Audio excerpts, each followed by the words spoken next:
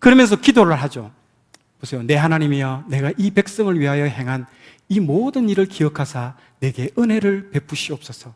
사람에게 내가 이런 일을 했어 이런 말하는 게 아니고 하나님께 딱 얘기하잖아요. 하늘의 상급을 바라보면서 그 얘기를 딱 하고 있습니다. 그 하늘의 상급의 관점을 하나님만 바라보면서. 자, 백성들은 자신들의 어려움들을 해결해 주자 마음이 딱 하나로 모아집니다. 이 이유부터 있잖아요. 초스피드로 진행됩니다. 52일 만에 성벽이 완성이 다 돼버립니다. 좀 이따가 되면요. 그런 거 보면요, 사람의 마음이 얼마나 중요한지 모릅니다. 여러 사람들이 함께 어떤 큰 일을 할 때 리더십이 있는 사람, 참 일을 잘하고 리더십 있는 사람들은요, 일을 우선시하지 않습니다. 막 일하려고 이렇게 하는 사람들은요, 그건 하수들입니다. 잘하는 사람들은요, 딱 첫 번째 마음을 하나로 모으는 그 일부터 딱 합니다. 사역보다는 사람, 그 관계성 신앙, 마음만 모아지면 못할 일도 없습니다. 그러니까 햇빛, 돋보기 보세요. 햇빛을 다 모아가지고 뭐 합니까? 종이를 태워버리잖아요. 모든 걸 돌파해버립니다. 하나로 모이시면, 마음만 하나로 모아지면. 그걸 마음은 모르겠고 막 일만 하면요, 마음이 다 나뉩니다. 일 못합니다. 다 그런 겁니다. 그래서 한 마음 한 영, 그게 얼마나 중요한지 모릅니다. 우리 대학교 가면 뭐부터 갑니까? 첫 번째 가는 거 MT 가잖아요. MT 무슨 작자입니까? 마시고 토하고 그게 아닙니다. MT 멤버십 트레이닝이잖아요. 하나로 모아서 우리가 그렇게 진행되고 있습니다. 다음 장. 이제 살해 음모입니다. 사단은 외부와 내부를 통해서 끊임없는 공격했지만 다 실패했습니다. 오히려 이제 이런 방해로 인해서 내부가 오히려 더 결속력 있게 단단해지고 막 급속히 막 공사가 진행되자 급기야 마지막 카드인 느헤미야를 이제 암살하려고 결정을 합니다. 이게 6장의 내용입니다. 보시면 서신을 보내서 만나자고 일단 첫 번째는 제안합니다. 오노 평지에서 우리 만나자. 이게 오노 평지가 어디냐면요, 요빠 항구, 요나가 도망칠 때 갔던 항구 있잖아요.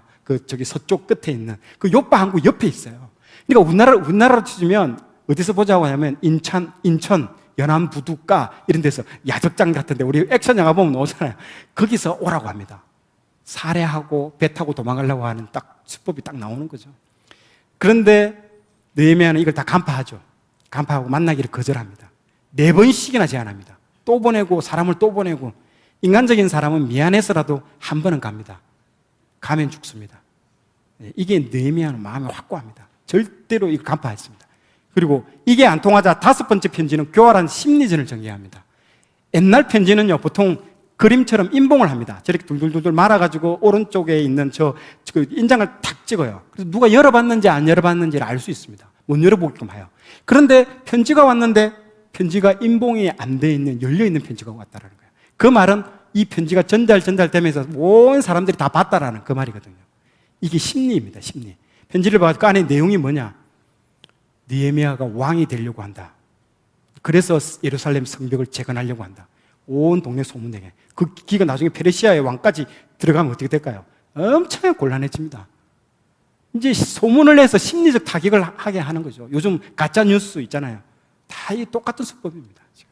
자기 명예나 자존심에 기스가 가는 것을 못 참는 사람들은 여기 덫에 딱 걸립니다.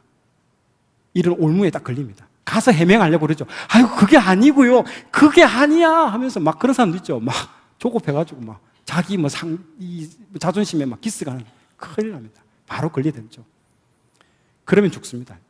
느헤미야는 이제 이런 심리적인 문제, 공갈 협박, 억울한 상황에서도 그는 또 기도합니다.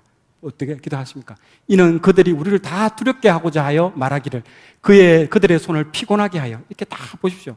현재 상황들을 중지하고 이루지 못하게 함이라. 이제 내 손을 힘있게 하옵소서 하였노라. 내 마음을 굳세게 좀 해달라고 하나님 다시 또 기도하고 있습니다. 이 부분들 현재 상황을 표현하고 있습니다. 얼마나 집요하게 덤벼드는지 모릅니다.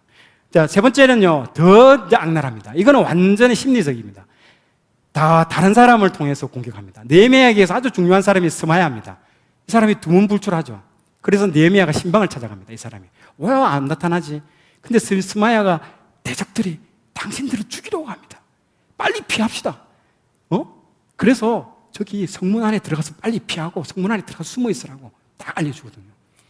이것을 딱 듣는 순간 느헤미야는 뭔가 잘못됐다는 걸 알아채는 거죠. 느헤미야가 눈치챈 것은 성전으로 도망하라는 이 부분인 거죠. 제사장은 성전으로 들어갈 수 있습니다.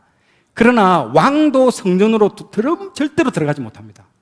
이거는 느헤미야가 제사장도 아닌데 성전에 들어가면 율법을 범했다는 오명을 뒤집어 씌우려는 일단은 의도를 가지고 지금 이거 접근하는 거죠. 딱 들어보고 이거 가짜구나. 이 스마야까지 뇌물을 받아가지고 포섭됐다라는 것들을 간파한 거죠. 자신은 가지 않겠다 하고 탁 나와버립니다.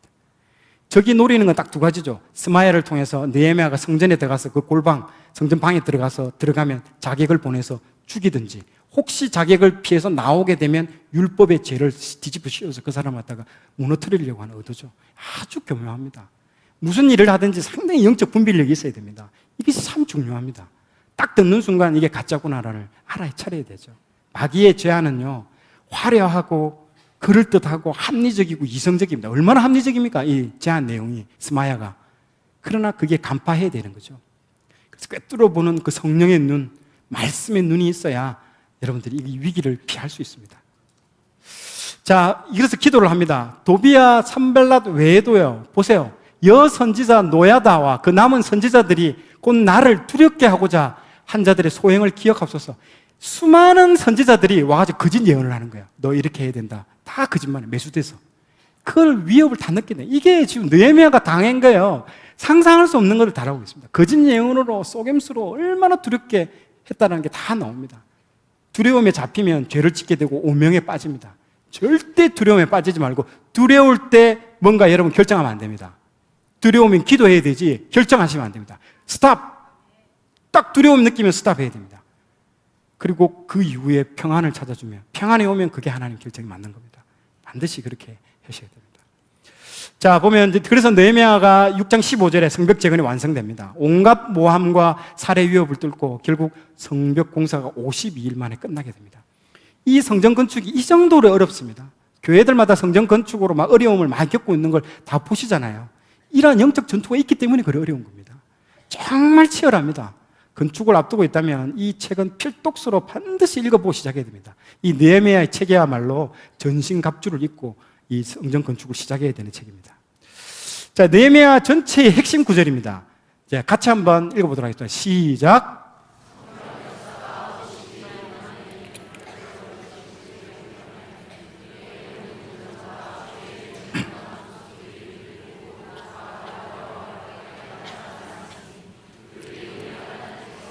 역사를 이루신 기원합니다. 아멘.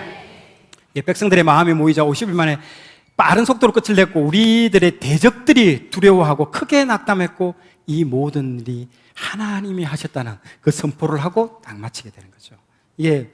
자, 이 기적의 원인이 뭡니까? 하나님의 은혜라는 거죠. 그리고 느헤미야의 기도, 백성들의 그 헌신과 열정, 그리고 의외이지만은 반대자들의 박해와 업무가 있었다는 거죠.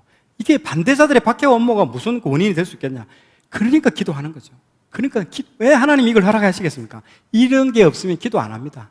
기도할 수밖에 없는 상황으로 몰고 가는 거죠. 이 대적자들을 통해서. 하나님은 이런 것까지도 사용하셔서 하나님의 역사를 이루신다는 거죠. 믿으시기 바랍니다. 예. 예, 7장 이제 성벽 재건 후속 조치입니다. 7장은 마지막 이제 성전을 하고 나서 성문짝 달아가는 작업을 기록을 하죠. 화령점정을 통해서 성문짝을 마지막에 달고요. 그리고 성벽을 완성한 이후에도 영적 전쟁은 계속됩니다. 그래서 무장하지 않으면 마귀가 끊임없이 공격을 합니다. 그래서 문지기를 딱 세워둡니다. 사람이 회복되면 악한 것들이 못 들어오게끔 이렇게 문지기를 다 세워놓습니다. 사람을 세우고 원수가 다시는 문에 못 들어오게끔 빗장을 걸고 성문을 닫습니다. 이런 것들을 하죠. 문지기는 시편에도 많이 나오죠. 하나님의 악인의 집에서 첫날보다 하나님의 집에서 하루라도 문지기로 내가 살겠다는 그 문지기라는 말도 나오듯이 참 중요합니다. 그리고 지도자들도 세우고요.